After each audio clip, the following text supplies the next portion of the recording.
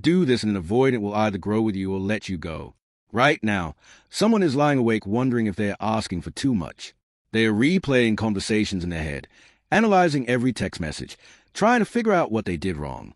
They are not asking for grand gestures or perfect love. They just want consistency. They want to feel chosen. But their partner keeps one foot in and one foot out, and somehow they've been convinced that this is normal, that this is just how love works with certain people. It's not. And the moment you understand what's actually happening beneath the surface, everything changes. Here's something most people don't realize. Avoidant attachment isn't just about fear of intimacy. It's about control. When someone pulls close and disappears, offers connection then withdraws, they are not confused about what they want. They are managing their anxiety by keeping the relationship at a distance they can tolerate. And every time you chase, every time you try to close a gap, you're actually helping them maintain that control. You become predictable. They learn that no matter how far they pull away, you'll still be there when they are ready to come back. There's no risk. There's no consequence. There's just you, waiting, hoping, convincing yourself that patience is love. But patience without boundaries isn't love. It's self-abandonment. And the painful truth is that most avoidants don't change because someone loves them enough. They change when the dynamic shifts so dramatically that staying the same becomes more uncomfortable than growing. That shift doesn't come from explaining your feelings better or being more understanding. It comes from something much simpler and much harder. It comes from you stopping the dance entirely. Think about how this usually plays out. They go distant, and you feel it immediately. Your nervous system fires up. You start wondering what you did. You reach out, maybe with a casual text, maybe with a vulnerable conversation. You're trying to pull them back, trying to reassure yourself that everything's okay. And sometimes it works temporarily.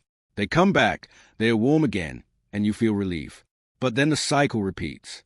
Distance, anxiety, pursuit, temporary closeness, distance again. You're stuck in a loop, and the loop exists because it works for them. They get intimacy without commitment. They get connection without vulnerability. They get someone who cares deeply about them without having to fully show up. The mistake isn't that you care. The mistake is that you're doing all the caring for both of you. You're managing the relationship solo. You're the one tracking emotional temperature, initiating difficult conversations, trying to create safety. Meanwhile, they are just responding to whatever you create. They are passive, and as long as that dynamic continues, nothing fundamental will change. They'll keep you close enough to feel good about themselves, but far enough away to never feel truly vulnerable. So what actually works? Not more communication. Not more emotional labor. Not explaining one more time how their behavior affects you. What works is absence where there used to be pursuit. Not dramatic absence. Not punishment or games. Just a simple, quiet act of stopping the chase and starting to live like someone who has options. Because here's what happens in that space. When you stop filling the gaps they leave behind, those gaps become visible to them. When you stop smoothing over their inconsistency, they have to sit with what they are actually offering. When you stop being endlessly available, they have to confront what they might lose. Avoidant people are incredibly sensitive to emotional pressure, but they are also incredibly responsive to emotional absence that feels calm and grounded. When your energy shifts from anxious pursuit to grounded presence, they feel it instantly. It's not about playing hard to get. It's about actually being someone who doesn't need them to show up in order to feel whole. And that shift is terrifying to an avoidant because it removes their control. They can't regulate the relationship through distance anymore. Distance doesn't destabilize you. It just creates natural space. And in that space, they are forced to make a choice they've been avoiding. Do they actually want this relationship enough to show up for it? Or do they just want the comfort of being wanted? This is where people get stuck. They are afraid that if they pull back, the avoidant will disappear completely. And sometimes that happens. But here's the reframe you need. If someone only stays connected to you when you're overgiving, over-explaining, and over-functioning emotionally, they are not connected to you. They are connected to what you provide. They are connected to the way you make them feel safe without requiring anything real from them. That's not intimacy. That's convenience. And you cannot build a healthy relationship on convenience. Real change requires you to stop making the relationship easier for someone who's making it harder for you. That means when they go distant, you don't chase. You don't send a check-in text. You don't create conversation to ease your own anxiety. You let the distance exist. You stay busy with your own life. You make plans. You see friends. You work on your goals.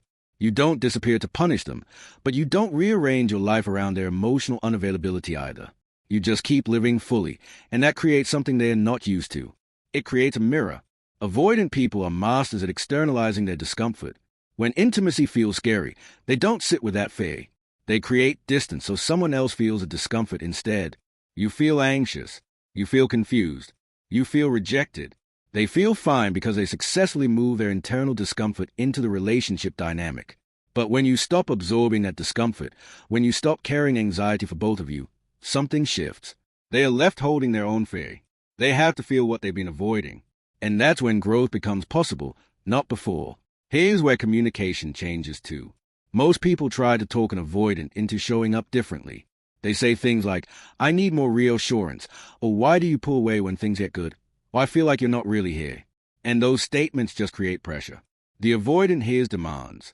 They hear neediness. They hear someone trying to control how they feel. So they shut down further. But there's a different way to communicate that land completely differently. Instead of framing needs as problems they need to solve, you frame them as standards you live by. You don't say, "I need you to text me more." You say, "I connect best in relationships where communication is consistent, and I've noticed that's not happening here." You don't say, "Why won't you make plans with me?" You say, "I'm someone who values quality time, and I've realized I've been the only one initiating that lately. I'm not going to keep doing that." You're not asking them to change. You're simply stating your reality and what you're available for. And then you follow through. If they don't step up, you don't argue about it. You just start living according to your standards. You make other plans. You invest your energy elsewhere. You let your actions show them what happens when someone doesn't meet you halfway. This approach does something critical. It activates their sense of agency. Avoidant people resist feeling controlled, but they respect choice. When you calmly present what works for you and step back, you're not pressuring them. You're giving them information and letting them decide. They can either choose to meet you there or they can choose not to. But they can't keep you in limbo anymore because you're not staying in limbo. You're moving forward with or without them. Now here's the part people fear. What if they choose to step out? What if your boundaries push them away for good? And the answer is this. If someone walks away because you asked for consistency, respect, and effort, you didn't lose a partner. You lost someone who was never going to show up fully anyway. You lost months or years of emotional exhaustion. You lost the constant guessing and the constant doubt. And you made space for someone who actually wants what you want. Because the truth is, avoidant people who are capable of growth don't leave when you set boundaries. They lean in. They feel the risk of losing something real, and it wakes them up. Those avoidants will start initiating more. They'll communicate more clearly. They'll take responsibility for their patterns instead of blaming you for being too much. Not because you forced them, but because the dynamic finally required it. They see that you're serious. They see that you're not going to keep playing a one-sided game. And if they care, if they're capable, they rise to meet you. It's not instant. It's not perfect. But you'll see effort where there used to be avoidance. You'll see accountability where there used to be deflection. And you can decide from a grounded place if that growth is enough. For the avoidants who are too entrenched in their patterns, your boundaries will feel like rejection. They'll quietly fade. They'll become even more distant. Or they'll frame your standards as you being difficult or incompatible. And yes, that hurts. But it's also the fastest path to clarity. You stop wondering. You stop waiting. You stop holding space of potential that was never going to become reality. You finally know, and knowing is freedom. The deepest shift happens inside you. When you stop overinvesting in someone who underinvests in you, your nervous system starts to regulate. You stop scanning every message for hidden meaning. You stop interpreting silence as rejection. You stop measuring your worth by someone else's inconsistency. You start feeling solid again. You start trusting yourself again. And that internal peace is more valuable than keeping any relationship that requires you to lose yourself. So if you're exhausted from trying to earn someone's full presence, stop. Stop explaining. Stop convincing.